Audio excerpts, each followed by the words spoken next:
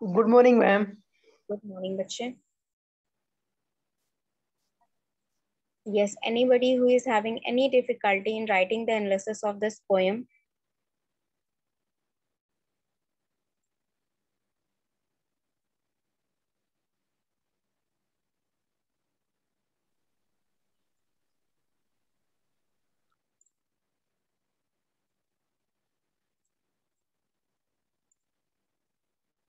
नहीं, कोई बात नहीं. अगर लंबा हो जा रहा है, see analysis is what, one by one. जब आपको पूरी लाइंस एक्सप्लेन करनी है तो ऑब्वियस सी बात है कि जितनी लाइंस है उतने एक्सप्लेनेशन होंगे आपके. ठीक है, ज्यादा लंबा हो जा रहा है, that is not something you should be worried about.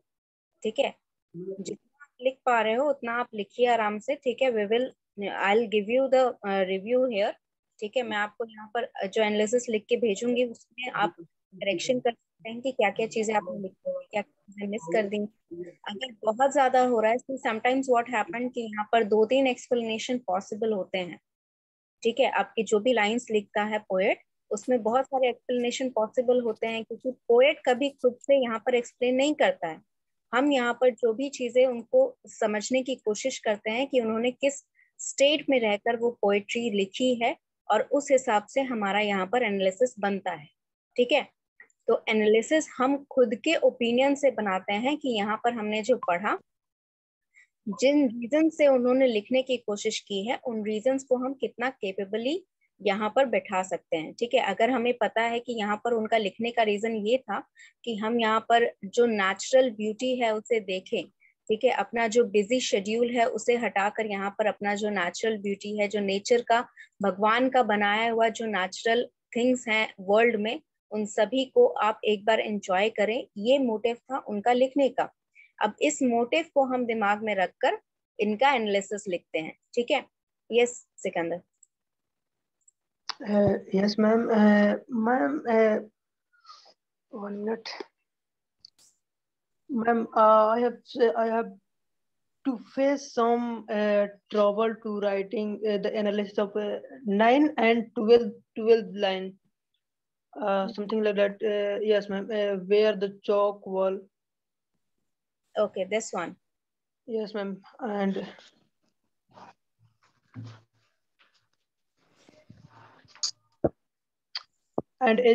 the single scramble after the surf in surf. These two lines. Although I can write, but I cannot write more and more about this topic. Okay. See, the thing is कि you don't have to explain it very like हर एक जो explanation possible है यहाँ पर, हर एक explanation आपको नहीं लिखना है. As I told you कि यहाँ पर chalk wall किसे बताया गया है? Chalk wall was said to be a rock that was somewhat higher than us, bigger than us. ठीक है, तो एक रॉक है जिसके एक साइड पे, ठीक है, टॉल लेजेस मतलब उसके किसी एक किनारे पर, ऑब्वियसली जो सी शोर का किनारा होगा. ठीक है, अब रॉक इज लाइक दिस. ठीक है, माइक रखिए please. How many times do I have to tell you? आप लोग सुनते ही नहीं हो बिल्कुल मेरी बात. क्लास आप ज्वाइन करते हैं तो क्लास में शांति रहनी चाहिए ना. पता नहीं कहाँ बैठ के एक तो आप लोग क्लासेस करते हैं कि इतना हल्ला गुल्ला होता है. Yes, so as you can see कि यहाँ पर आपका जो सी के किनारे जो बड़ा पत्थर है, ठीक है, वो इस तरीके का वो पत्थर है. ठीक है, थोड़ा सा उसका हाइट लंबा है. तो जब सी के वेव्स आएंगे, इसके ऊपर अगर वेव्स आएंगी तो वो किसी एक किनारे से आएंगे, किसी एक साइड से आएंगी. राइट, वो जो बीच के किनारे रखा हुआ पत्थर है, ठीक है, इस ये सी के अंदर नहीं है ना, ये बीच के किनारे रखा हुआ है, तो इसके किसी एक किनारे पे आएंगी लहरें. तो मान लीजिए इस साइड से आ रही हैं. ठीक है, या फिर एक पोजीशन हम मान लेते हैं कि चलिए इस साइड से हमारा पत्थर है और लहरें जो हैं वो इस साइड से आ रही है. ठीक है, इन बोथ द केसेस आपका जो वेव्स है वो किसी एक साइड पे आएगा. तो उस साइड को, क्योंकि ये कोई एक्चुअल शेप नहीं है, ठीक है, ना ये सर्कल है, ना ये रेक्टेंगल है, ना ही ये स्क्वायर है, इस टाइप का कोई परफेक्ट शेप नहीं है. इसी Ma'am, you are not audible, I think. yes, Yes, ma'am. but they Means what means I think. अरे बक्सा में कौन सी वजह संचालित होती है ये पता ही है ना। next time if anyone's mic is unmute I will remove you from the class. अगर आपको डाउट पूछना है तो इंसानों की तरह हैंड रेस करिए, उसके बाद यहाँ पर डाउट आप पूछ सकते हैं। मैंने डाउट पूछने के लिए कभी किसी को मना नहीं किया है, but if you are going to behave like animals here in the class I will remove you from the class.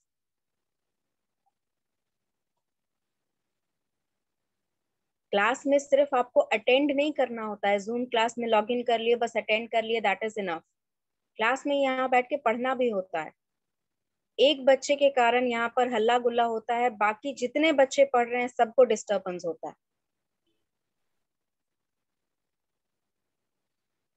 बिना किसी वजह अनम्यूट क्यों करते हो तुम लोग, मुझे समझ में नहीं आता। डाउट है, 1000 बार बोला है हैंड रेज कर लो, हैंड रेज नहीं करना आता है क्या किसी को? अटेंडेंस के लिए तो तुरंत हैंड रेज हो जाता है सबका, डाउट पूछने के लिए नहीं हो सकता है।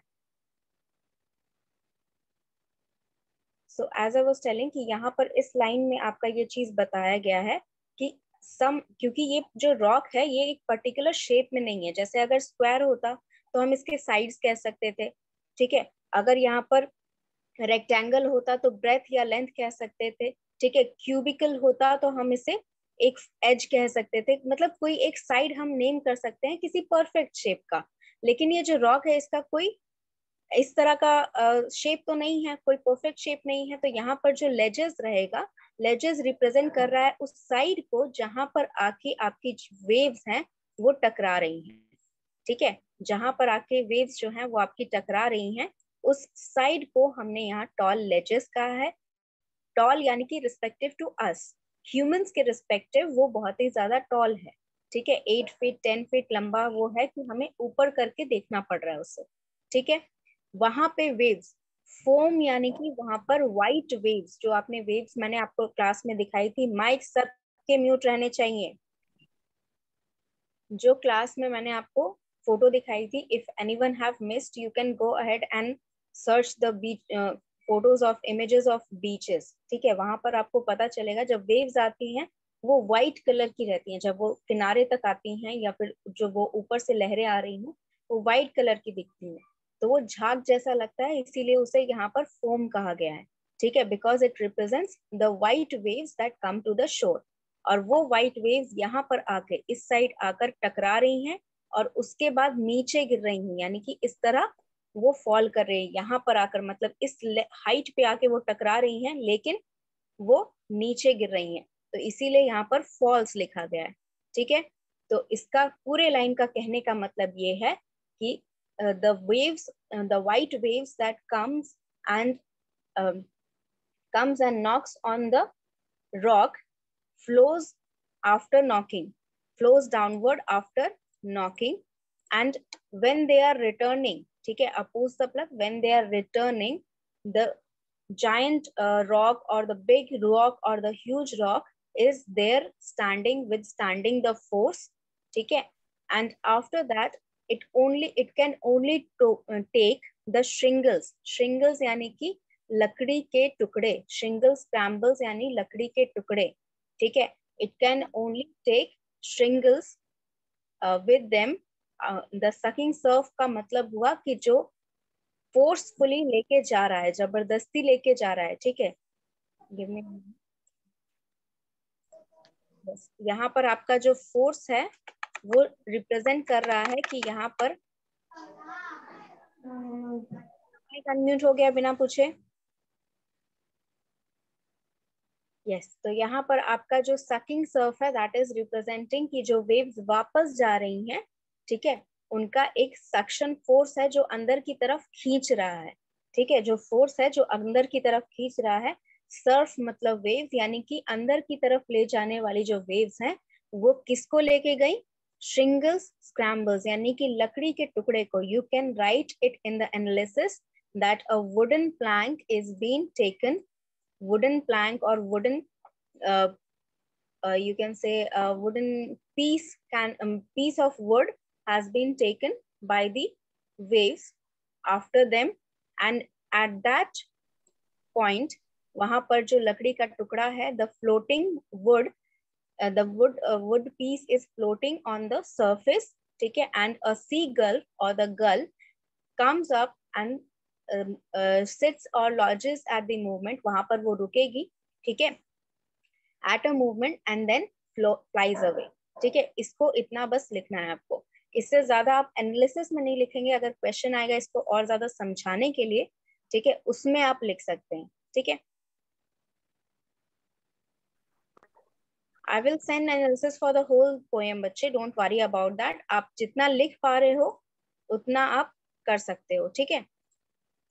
जितना आप खुद से लिख पा रहे हो उतना खुद से लिखो। I will send the analysis of all the poems।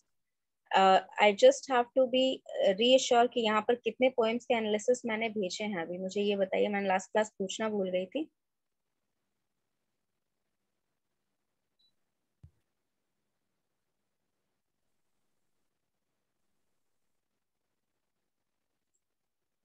Okay, alright, so I hope कि पोएम का कोई भी पार्ट समझ में सबको आ गया है। लिखने में अगर दिक्कत आ रही है तो that is alright, I will help you in that, ठीक है। अगर आपको समझ में कुछ नहीं आया, मतलब अगर आप खुद से समझा नहीं पा रहे हो, हिंदी में भी या इंग्लिश में नहीं समझा पा रहे हो, तब यहाँ पर कोई भी पार्ट अगर है तो आप डाउट पूछ कर सकते हो, ठीक है। एंड अगर डाउट क्लियर हो गया तो यहाँ पर इसी पीडीएफ में मैंने जो क्वेश्चंस भेजे हैं वो क्वेश्चंस हम डिस्कस कर लेते हैं। Is there any doubt Harsh?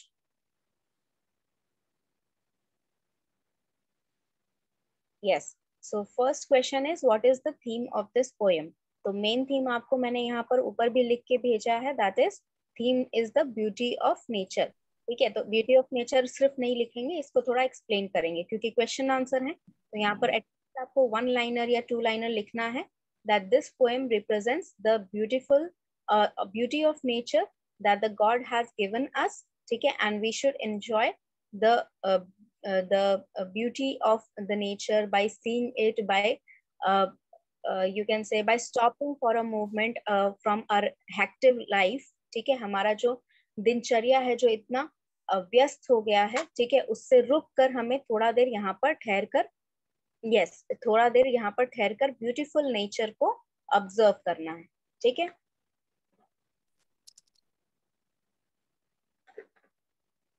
Alright, main theme में आई होप कि किसी को कोई प्रॉब्लम नहीं है। क्वेश्चन आंसर में आपको लिखना आना चाहिए क्वेश्चन का आंसर। मेन थीम आपका जो है दैट डिपेंड्स कि मेरे ख्याल से बहुत ज्यादा नंबर का ये नहीं आएगा, ठीक है। तो आपको बस इतना बताना है कि क्या क्या चीजें यहाँ पर डिस्कस की गई हैं, ठीक है। The poem has shown you the beautiful nature, ठीक है, how the sea waves behave, ठीक है, how the birds behave. Okay, I am repeating, I am still explaining this question, ठीक है। तो यहाँ पर आपका जो थीम है, आपका थीम ब्यूटी ऑफ नेचर को रिप्रेजेंट कर रहा है। अगर आपको बहुत ज्यादा लिखना है तो आप एक एक लाइन यहाँ पर मेंशन कर सकते हैं जो चीजें मेंशन की गई है, यानी कि सी वेव्स मेंशन किए गए हैं, ठीक है। जो बर्ड है that rest on the wooden plank वो मेंशन किया गया है, ठीक है। जो आपकी मेमोरीज हैं, ठीक है, like the cloud, they are going to be reflected in your memories, ठीक है। these beautiful scenes, ठीक है, ये सारी beautiful scenes जो हैं, सीनरी जो आपने देखी, ये सभी आपके मेमोरी में समा जाएगा and they will be always available whenever you want to revisit them, ठीक है। revisit ये मतलब बाद में जब भी याद करना चाहोगे तो वो मेमोरी आपके पास रहेगी, ठीक है। These things you can mention in detail अगर आपको लंबा आंसर लिखना है तो, अदरवाइज छोटे आंसर में आप सिर्फ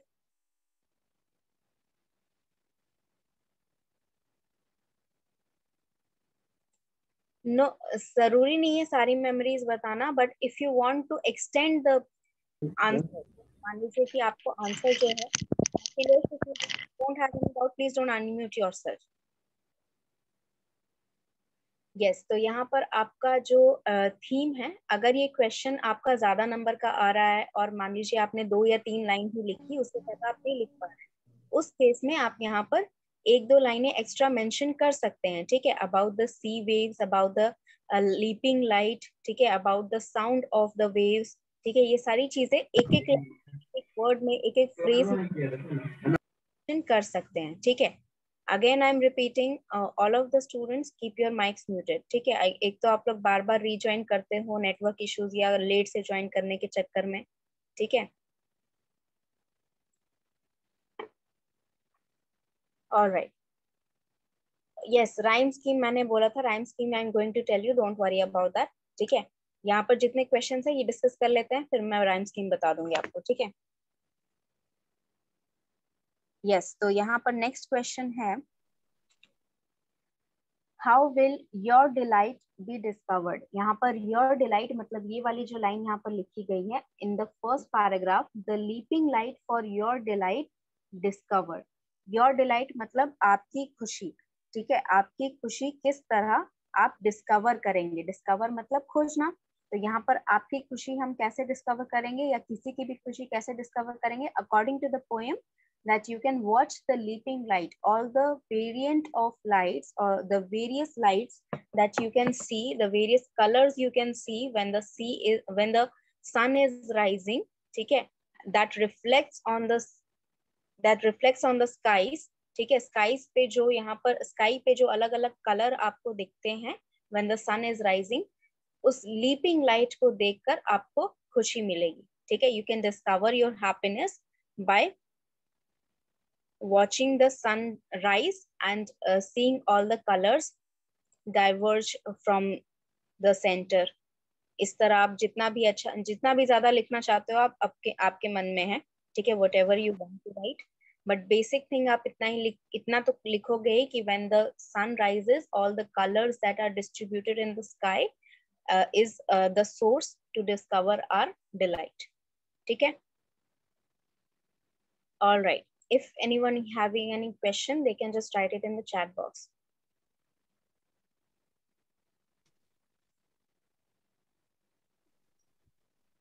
Okay, Sikandar, we will discuss it afterwards, and plus your classes is going to have being offline, ठीक है। हम आपकी classes जब offline होगी तब हमारे पास थोड़ा ज़्यादा time रहेगा, so we can discuss these things in face to face, ठीक है। What sounds does the poet wants us to hear? यहाँ पर आपको पूछ रहा है क्वेश्चन में कि पोएट हमें कौन सा साउंड सुनाना चाहता है, ठीक है। तो यहाँ पर उसी फर्स्ट पैराग्राफ में यहाँ पर लिखा गया है कि through the channel of ear may wander like river the swaying sound of sea, ठीक है। या तो आप इसको, अगर मान लीजिए ये 2 नंबर का, ये 1 नंबर का छोटा सा क्वेश्चन आता है, तो आप इसको कोटेड में, इस तरह जो कोटेड वर्ड्स होते हैं, इस तरह कोट्स में लिखकर, the swaying sound of sea is the sound that the poet wants us to listen to, ठीक है, ये आप लिख सकते हैं।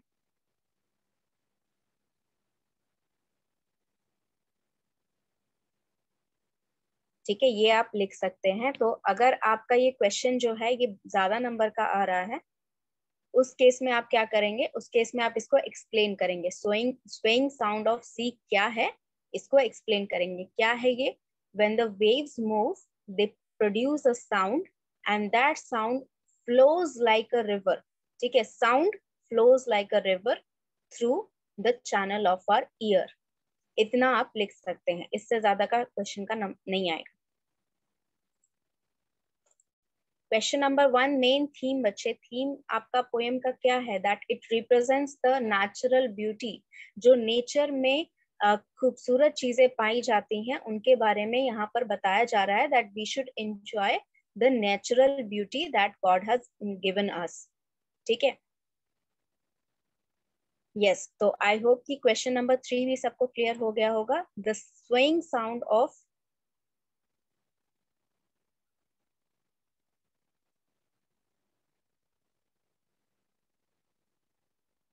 अच्छा 1 नंबर क्वेश्चन बची, अगर आएगा दैट डिपेंड्स, ठीक है। ये कितने नंबर का आता है, मैं तो क्वेश्चन पेपर बना नहीं रही हूँ, तो I can't exactly tell you कि ये कितने नंबर का आएगा, बट ये क्वेश्चन अगर आएगा तो पॉसिबल है कि 3 नंबर तक आ सकता है और मिनिमम 1 नंबर का आएगा। अगर 1 नंबर का आएगा तो you can mention the line itself, the swaying sound of sea is the sound that the poet wants us to hear. ये आपका 1 नंबर का आंसर है, ठीक है। अगर 2 नंबर का या 3 नंबर का आएगा, then you can mention the meaning of swaying sound, ठीक है। swaying sound of मतलब क्या हुआ है बच्चे? माइक किसका अनम्यूट है?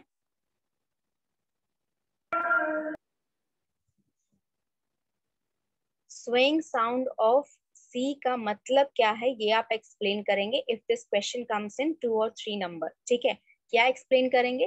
That swing sound of sea is the waves of the sea when they move they produce a sound and that sound flows like a river through the channel of our ear। ये आप answer कर सकते हैं इसमें if it comes in more than one number question। ठीक है, why does the poet mention seagull in this poem? seagull को क्यों mention किया गया है यहाँ पर? what can you tell about this? ये question मुझे कौन आंसर करके बताएगा? raise your hand। why does seagull is mentioned in this poem? ये बहुत ही अच्छा क्वेश्चन है। ठीक है, लेकिन इसमें लिखने के लिए बहुत कुछ है और अगर आपको समझ नहीं आया तो बहुत कम है इसमें लिखने में, तो आपको समझना होगा कि यहाँ पर सीगल क्यों मेंशन किया गया है। Raise your hand if you know the answer of question number 4 and you have this PDF so you can just look back to the poem। आप खुद भी वो PDF खोल के पोएम देख सकते हैं और बता सकते हैं कि वहां पर सी गल क्यों मेंशन किया गया है। सी गल इज द गल दिस हेयर, ये गल यहाँ पर जो मेंशन किया गया है ये क्यों मेंशन किया गया है ये पूछ रहे हैं क्वेश्चन में।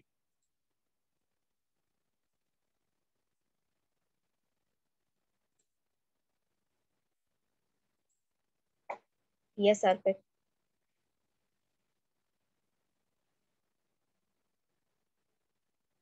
अर्पित यू कैन। मैम सीगल जो है एक बर्ड है जो कि कुछ सेकंड के लिए मैम एक नदी किनारे आते हैं और वो मतलब वो जब बैठते तो हमें ऐसे दूर से लगता है कि वो पानी पर ही बैठे हुए हैं, इसलिए। Yes okay, rest of the student जिन्होंने हैंड रेस किया है, अगर आपका सेम आंसर है तो आप हैंड लोअर कर सकते हैं, अगर कुछ अलग आपको बोलना है देन आप हैंड रेस करके रहिए। Yes Chhotu. Yes, ma'am. Seagull is a sea words. I see the birds and happy the bird happy the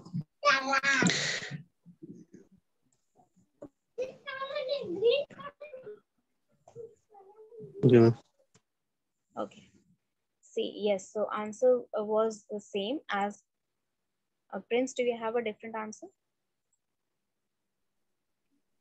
ma'am seagull को इसलिए मतलब पोएम में बताया गया क्योंकि सीगल जो है ना वो सी में जो पत्थर वगैरह फिर लकड़ी वगैरह रखा रहता है उस पे बैठ के मतलब कुछ मछली वगैरह खाती है और दूर से वो देखने में लगता है ना उसी के ऊपर ही बैठी हुई है।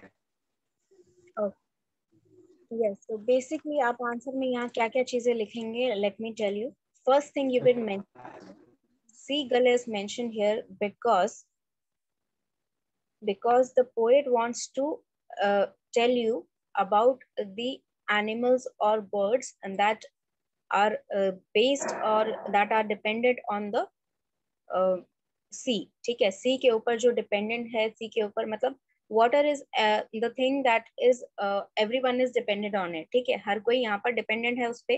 ठीक है, तो seagull जो होती है, seagull जैसे कि मैंने कहा आपको, it travels around the world in different seasons। ठीक है, जब winter रहता है, वो साइबेरियन वर्ड्स हैं ये, जब साइबेरिया में बहुत विंटर होता है तब ये वेस्ट की तरफ ईस्ट की तरफ ये लोग ट्रैवल करते हैं। ठीक है, so it represents the beauty of birds that can travel to long distance without any other medium transportation medium needed।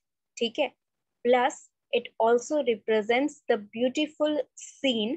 ठीक है, यहाँ पर पहले बात तो आप ये बताएंगे कि वो ब्यूटीफुल सीन जो पोएट ने डिस्क्राइब किया है। ठीक है, क्या सीन डिस्क्राइब किया है?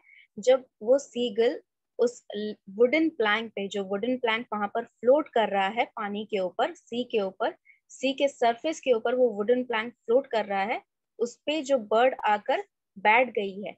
सो जैसे कि मैंने बताया, when the seagull sits on the plank, because we are very far away, ठीक है, and we cannot see the wooden plank, but we see the seagull sitting there, ठीक है, we see the gull sitting there, and it creates an illusion, ठीक है, it creates an illusion that the bird is sitting on the surface of the water, ठीक है, वो पानी के ऊपर बैठी हुई है, it is sitting on the surface of the water. This illusion is created because we are very far distance and we cannot see the wooden plank, ठीक है, and it represents a very beautiful scene. Seagulls are also mentioned here because they are a very beautiful creature. They can travel on their own without being dependent on any other organism or any other medium to travel, ठीक है. Yes, they survive the weathers, they like wherever they want they can. See, bird represents freedom, ठीक है, bird जो होता है वो freedom को represent करते हैं. उनका जब मन करेगा वो तब किसी और जगह जाकर settle हो सकते हैं. They do not think, they do not get attached to things, ठीक है. ऐसा नहीं है कि उनको यहाँ पर अगर उनके जो मान लीजिए कोई एक ग्रुप ऑफ बर्ड्स है, ठीक है, एक फैमिली मान लीजिए, उनकी भी फैमिली है, तो वो फैमिली अगर एक पेड़ पे सेटल हो गई तो ऐसा नहीं कि वो हमेशा ही वहां सेटल रहेंगे, दे विल मूव ऑन, ठीक है.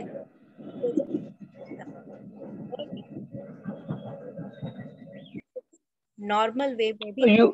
Yes, sir. Is there any question बच्चे? Why is the night getting?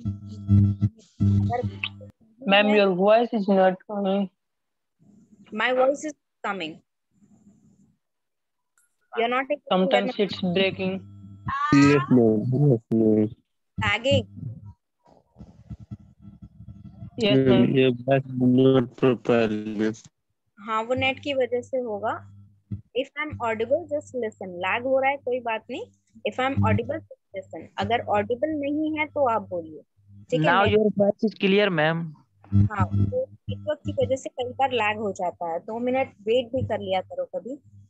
Yes, so as I was telling कि यहाँ पर जो बर्ड है it represents freedom, ठीक है, जो बर्ड है वो फ्रीडम रिप्रेजेंट करते हैं. उनका कोई भी अटैचमेंट नहीं होता है कहीं से. वो जहां मन करेगा वो वहां जाके सेटल हो सकते हैं. जितना देर के लिए उनको वहां रहना है उतना देर के लिए रहेंगे, फिर उसके बाद चले जाएंगे, ठीक है. So bird represents the freedom of the nature. जो नेचुरल फ्रीडम उनको दी गई है, हमें भी दी गई है, but we get attached to different things, ठीक है.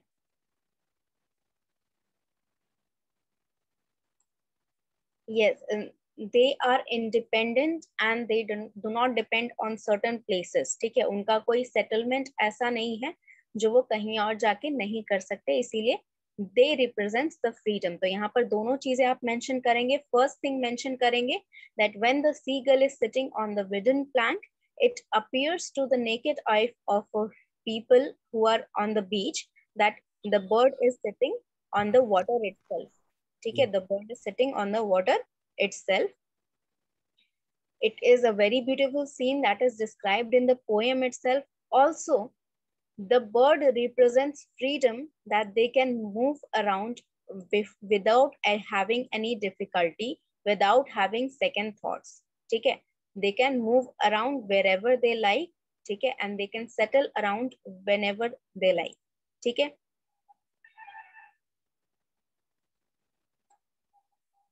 Freely, freedomly नहीं, freely. They can move around freely. So question number 4 सबको क्लियर हो गया? किसी को कोई डाउट इसमें? All right, let's move on to the next question. Next question आपका है, what does foam means in the poem? Foam आपका क्या मतलब होता है? Foam का क्या मतलब होता है? Poem के अकॉर्डिंग यहाँ पर foam का क्या मीनिंग बताया गया है, या foam किस चीज के लिए लिखा गया है? तो foam is written here. यहाँ पर ये जो लाइन है इसमें foam मेंशन किया गया है. that I was explaining priorly. तो इस लाइन में foam मेंशन करने के लिए foam I have written here. ये क्वेश्चन जो है आपका ये इसलिए लिखा गया है क्योंकि foam जो है, फोम का लिटरल मीनिंग जो होता है, दैट इज डिक्शनरी मीनिंग जो होता है, दैट इज जो झाग वाला पानी होता है, ठीक है, जिसमें आप कोई वाटर, ये सोप या फिर आप सर्फ डालते हैं, ठीक है, तो उसको, वो उस पानी को फोम कहते हैं, ठीक है, वो उसको फोम कहते हैं जो वो व्हाइट लेयर ऊपर से जम जाता है जब आप उसमें कोई भी सर्फ या साबुन डालते हैं तो उस चीज को फोम बोला जाता है। लेकिन यहाँ पर फोम क्या है, यहाँ पर फोम उन सब चीजों के कारण नहीं आ रहा है। यहाँ पर जो व्हाइट फ्लो है, that is the water itself, जो वाटर है आपका सी का, वो उसी में वहां पर फोम बन रहा है। क्यों फोम बन रहा है? क्योंकि वो बहुत ही स्पीड से वेव्स बना रहा है, ठीक है, और वो वेव्स जो आती हैं किनारे पर वो व्हाइट कलर की रहती हैं, इसीलिए उसे यहाँ पर फोम कहा गया है। So foam represents here the waves, the sea waves that come to the seashore, ठीक है, that appears to be white in color, ठीक है, because of the flow. Yes, because of the flow, it is appeared to us as white in color, and because of that, the poet has called.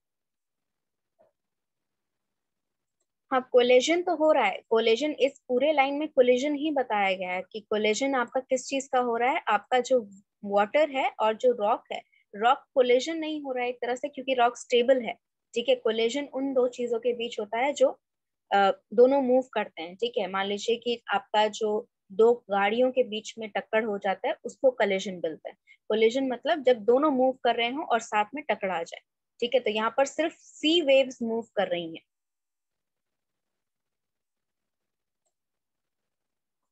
Chalk wall यहाँ पर उस पत्थर को कहा गया है बच्चे, ठीक है। चॉक वॉल जो है, that is the rock is represented as chalk wall, ठीक है। उसके ऊपर आके यहाँ पर जो व्हाइट फोम्स हैं वो गिर रही हैं, ठीक है। अब क्योंकि यहाँ पर देखिए एक फॉल की तरह, वाटरफॉल की तरह यहाँ पर क्रिएशन हो रहा है। समझने की कोशिश करिए, उस चीज को इमेजिन करिए कि एक बड़ा सा पत्थर है, वहां से समुद्र की लहरें आ रही हैं और उसके ऊपर गिर रही हैं, और क्योंकि वो हाइट पर गिरी तो उसके बाद फिर वो वाटर जो है वो उसी पत्थर के ऊपर फ्लो होते होते फिर वापस जाता है। तो it creates a waterfall kind of imagination, ठीक है। तो उसको, वो इमेज जब क्रिएट हो रही है, उस चीज को यहाँ पर इस लाइन में रिप्रेजेंट किया गया है कि वो व्हाइट फोम वाला जो पानी है वो आया और पत्थर पे आकर गिर गया,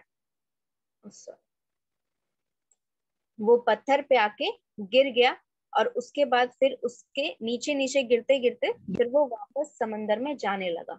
ये चीज यहाँ पर रिप्रेजेंट की गई है इन सभी लाइनों में, ठीक है। यस, कोलिजन नहीं होगा, फॉलिंग हो सकता है, ठीक है, या नॉकिंग भी हो सकता है। नॉकिंग इज ऑल्सो पॉसिबल, ठीक है। नॉकिंग ऑफ द टाइड का भी यही मीनिंग होगा, ठीक है, कि वो जो वाटरफॉल है वो आकर इधर गिर रहा है, तो उसके गिरने को यहाँ पर फॉलिंग कह सकते हैं, ठीक है, नॉकिंग कह सकते हैं। दोनों चीजें यहाँ पर रिप्रेजेंट कर रही है वही सेम हैपनिंग, ठीक है, जो यहाँ पर इवेंट हो रहा है। क्या इवेंट हो रहा है कि जो वेव्स आके रॉक्स पर गिर रही हैं, उसी सेम चीज को ये दोनों रिप्रेजेंट कर रहा है। यस, ये सेम चीज को रिप्रेजेंट कर रहा है यहाँ पर, ठीक है। तो यहाँ पर जो क्वेश्चन है, that is foam means in the poem the white waves that comes and knock on the rock or knock the tides, ये सारी चीजें जो आप लिखना चाहो। ऑब्वियसली वन लाइनर आएगा तो आपको आराम से लिखने में बन जाएगा। अगर उससे ज्यादा आ रहा है तो जो लाइन आपने मेंशन की है पोएम से, उसको आप,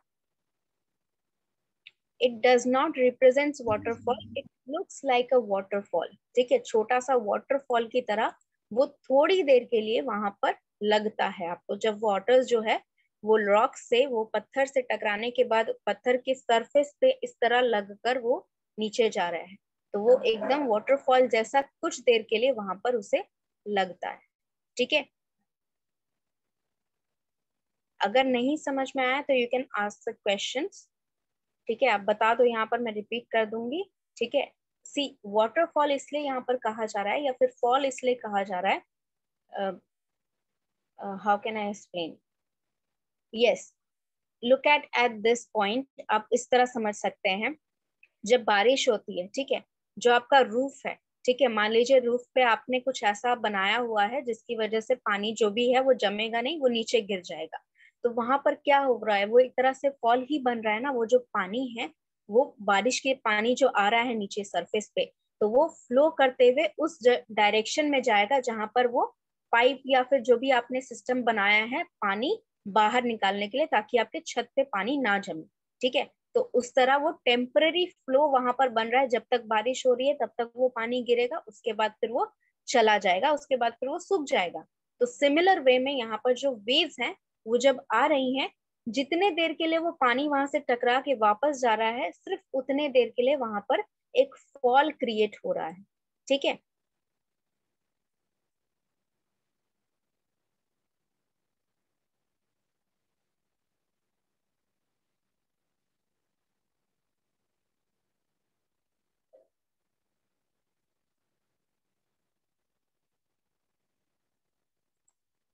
नहीं नहीं, जरूरी नहीं है। नॉकिंग हमेशा गिरने के लिए रिप्रेजेंट नहीं करता है। ठीक है, लेकिन अगर आपको इस तरह का स्टेटमेंट बनाना है, ठीक है, अगर इस तरह का, जैसे मान लीजिए आप टेबल पे कोई सामान रखा है और आपका जो घुटना है वो टेबल से लग गया और कुछ गिर गया, तब आप वहां पर नॉकिंग लिखेंगे। मतलब स्ट्रैटेजिकली आपको वहां पर वर्ड्स यूज करने होते हैं कि जहां पर आपको यूज करना है, वहां पर किसी से लग कर अगर कुछ गिर रहा है तब आप नॉकिंग लिख सकते हैं। water is going on one direction. नहीं नहीं नहीं, it is not going on one direction, it is coming from one direction and going back to the sea. ठीक है, वो लहरें जो हैं वो आ रही हैं बीच के तरफ और उसके बाद वापस जा रही हैं समंदर में।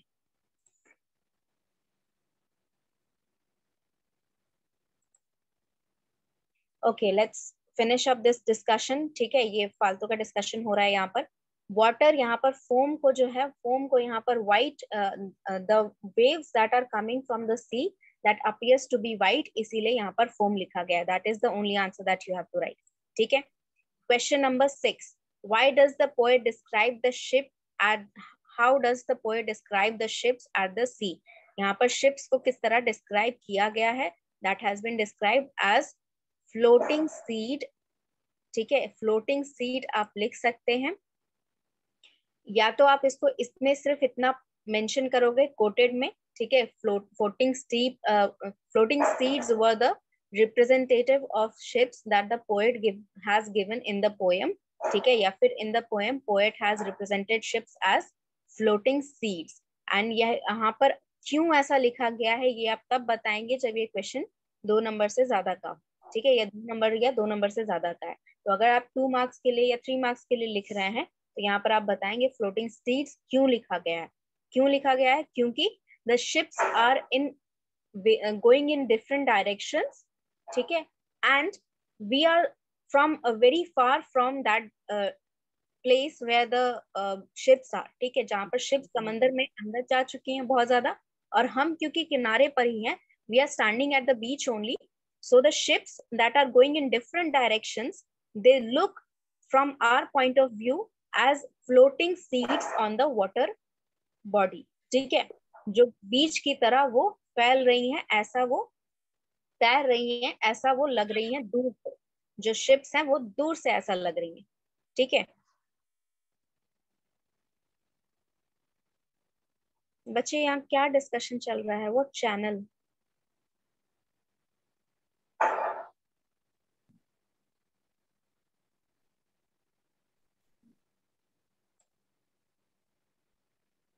कैनल कहाँ से आ गया भाई यहाँ पर?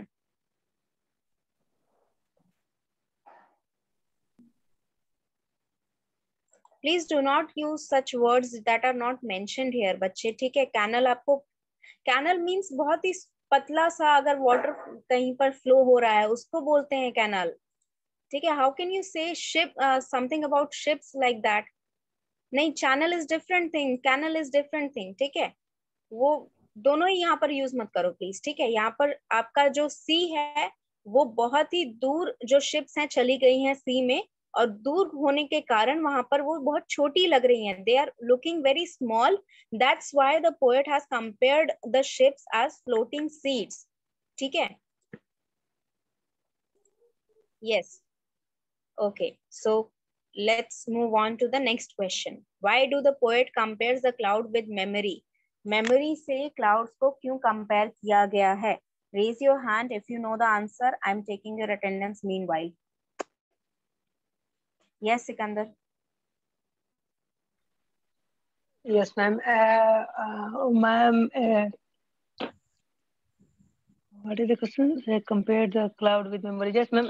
Cloud is compared with memory because, ma'am, as we know, when sometimes clouds on the harbor, in the bank of sea or river, as clouds moving on the sky, you can say, and the reflections of clouds is looking on the water, and it look like floating.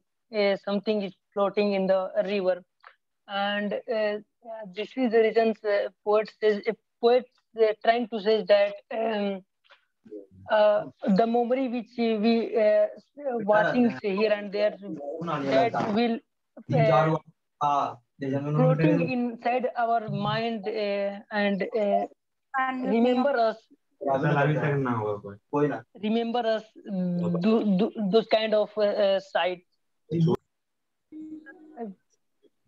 That is the thing which he want to say. Okay. Which he wanted to say. All right. So yes, Arpit, what is your answer?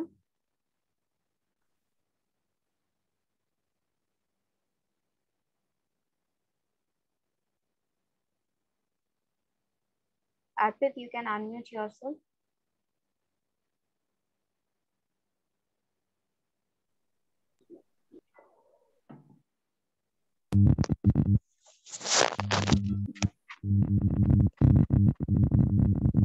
Why is it your mic getting unmute? अगर आपको answer करना है तो आपको यहाँ पर hand raise करना होगा.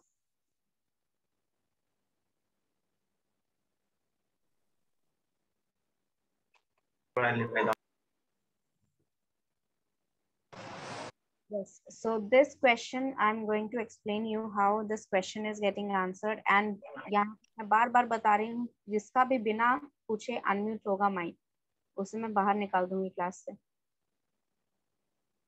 बार बार बच्चे यहाँ पर आंसर कर रहे हैं, मैं आंसर समझा रही हूँ, आपका माइक अनम्यूट हो जाता है, इतना नॉइज आता है बैकग्राउंड से, दोनों का कंसंट्रेशन खत्म हो जाता है, मेरा भी और जो बच्चे पढ़ रहे हैं उनका भी. नहीं पढ़ना है तो आप शौक से यहाँ पर चुपचाप बैठे रहिए, मैं कुछ नहीं कह रही हूँ यहाँ पर. एटलीस्ट क्लास को डिस्टर्ब ना करें आप. Yes, so the question here is why poet is comparing clouds to our memories. ठीक है, यहाँ पर poets जो है, यहाँ पर इस लाइन में, यहाँ पर जो पोएम की लाइन है इसमें लास्ट लाइन में क्लाउड्स को यहाँ पर कंपेयर किया गया है मेमोरी से. क्यों कंपेयर किया गया है? क्योंकि जिस तरह क्लाउड्स की परछाई आपको समंदर के ऊपर सरफेस पे दिख रही है, ठीक है, when you see the clouds are moving or clouds are not moving, you can see their image, or you can say their mirror image on the surface of the water. ठीक है, water का जो surface है वहां पर आपको white clouds अगर हैं तो white clouds आपको white color दिखेगा वहां पर surface पे, समंदर के surface पे.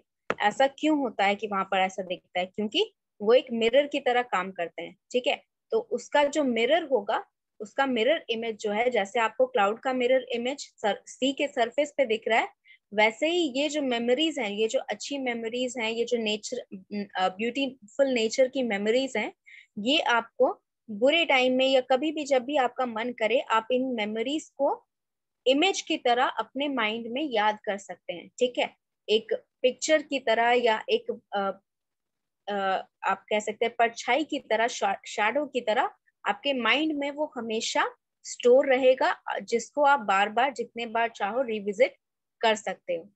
ठीक है, इतना ही लिखना, इससे ज्यादा मत लिखना. ठीक है, अदरवाइज फिर आप ऐसे ऐसे वर्ड्स इंक्लूड कर देते हैं. ठीक है, you will just right that clouds are compared with the memories because as we can see the image of the clouds or the mirror image of the clouds on the surface of sea, In the similar manner, memories can be revisited in our mind itself. ठीक है, हमारे mind में उसे बार बार revisit किया जाता है because it is stored forever there. Question number 8 जो है, how does the poet describe nature and surrounding. Nature और सराउंडिंग के उन्होंने कैसे डिस्क्राइब किया है, इसके लिए ये क्वेश्चन के लिए आपको एग्जैक्ट पॉइंट्स मेंशन करने होंगे कि क्या क्या चीजें यहाँ पर डिस्क्राइब की गई हैं. ठीक है, लीपिंग लाइट का मतलब बताना होगा. ठीक है, लीपिंग लाइट क्या है, क्योंकि यहाँ पर पूछा क्या जा रहा है कि नेचर में जो चीजें पाई जा रही है उसको किस तरह पोएट ने डिस्क्राइब किया है. तो लीपिंग लाइट को आप डिस्क्राइब करेंगे यहाँ पर. फिर उसके बाद स्वेइंग साउंड ऑफ सी को डिस्क्राइब करेंगे. ठीक है, फिर उसके बाद chalk wall falls to the foam, इसको डिस्क्राइब करेंगे. ठीक है, shingle scrambles off after sucking surf a gulf lodges. ठीक है, ये डिस्क्राइब करेंगे. द फ्लोटिंग सीड्स डिस्क्राइब करेंगे और मिरर हार्बर डिस्क्राइब करेंगे. जो जो चीजें बतानी है मैंने बता दिया, यहाँ पर नोट डाउन कर लीजिए अगर किसी का कुछ छूट गया है. हार्बर मिरर को डिस्क्राइब करना है, फ्लोटिंग सीड्स को डिस्क्राइब करना है. डिस्क्राइब मतलब बताना है यहाँ पर क्यों मेंशन किया गया और किस लिए मेंशन किया गया, किस चीज के लिए मेंशन किया गया. गल लॉजेस को डिस्क्राइब करना है, शिंगल स्क्रैम्बल्स को डिस्क्राइब करना है, chalk wall falls to the foam इसको डिस्क्राइब करना है, swaying sound of the sea को डिस्क्राइब करना है और लीपिंग लाइट को डिस्क्राइब करना है. ये सारी चीजें नेचर में इन्वॉल्व क्या क्या चीजों को वो किस तरह डिस्क्राइब करता है ये बताता है. तो इन सभी चीजों को आप यहाँ पर डिस्क्राइब करेंगे. ठीक है,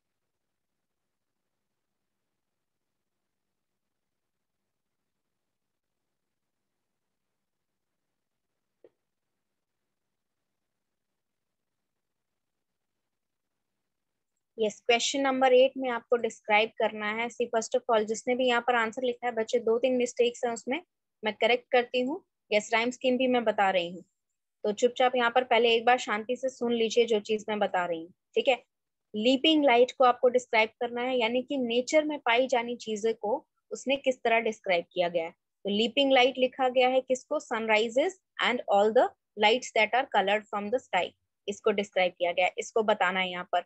the swaying sound of the sea, sea waves जब मूव करती हैं तो उनके साउंड को यहाँ पर डिस्क्राइब किया गया है. ठीक है, now chalk wall falls show to the foam, यानी कि व्हाइट वेव्स जो आती हैं वो जो पत्थर है उसके ऊपर फॉल करती हैं, उसको डिस्क्राइब किया गया है. ठीक है, shingle scramble after the surfing wave, जो लकड़ी का टुकड़ा है वो अंदर जाने वाली वेव्स के साथ समंदर में चला जाता है. सी गल उसके ऊपर लॉज कर लेती है, यानी कि सी गल जो है वो आकर उस पर थोड़ी देर के लिए बैठ जाती है. ठीक है, फ्लोटिंग सीड्स यहाँ पर कहा गया है, जो शिप्स हैं जो वहां पर समंदर में जा रहे हैं वो दूर से फ्लोटिंग सीड्स की तरह, तैरते हुए बीज की तरह लगते हैं क्योंकि वो बहुत ही दूर है. ठीक है, हार्बर मिरर मतलब जो समंदर में वहां पर सरफेस है उसका, उस पे हर एक चीज का, जो भी आसमान में चीजें हैं उन सब का इमेज वहां पर उसे दिखता है. जो भी बादल है यानी कि, तो बादल दिखेगा, बादल का इमेज उसे दिखेगा समंदर के ऊपर. और अगर साफ है आसमान, मान लीजिए ब्लू कलर का पूरा क्लीन स्काई है आपका, तो आपको ब्लू कलर पूरे सरफेस पे दिखेगा समंदर के, because it is the mirror और the mirror image of your sky. ठीक है, yes. Now rhyme scheme of this poem जो है, राइम स्कीम मैं बता देती हूँ क्या राइम स्कीम है. ठीक है, इसको आप डिस्क्राइब कर सकते हैं या इसको आप पैराग्राफ में बैठाने की कोशिश करिएगा. नहीं समझ में आएगा तो नेक्स्ट क्लास हम समझा देंगे. तो इसका राइम स्कीम जो है that is 1 minute. Yes, rhyme scheme of this poem A B C D and C D B. ठीक है, A B C D C D B, ये आपका राइम स्कीम है. ठीक है, इसको आप बैठाने की कोशिश करिएगा. आपका राइम स्कीम मैंने बताया था कैसे यहाँ पर निकलता है. ठीक है, राइम स्कीम आपका किस तरह यहाँ पर निकलता है, व्हेन यू आर मैचिंग, आपको एक लेटर लिखना है एक लास्ट वर्ड के पास, जिससे जो मैच कर रहा है वो सेम वर्ड लेटर आप लिखेंगे सबके आगे। तो इस राइम स्कीम को आप बैठा के देखिएगा हर एक पैराग्राफ में, एक एक पैराग्राफ में, ठीक है, ये एक पैराग्राफ है, ये एक पैराग्राफ है, एक एक पैराग्राफ में बैठा के देखना है आपको, ठीक है। ऑल राइट, सो और कुछ क्वेश्चन था?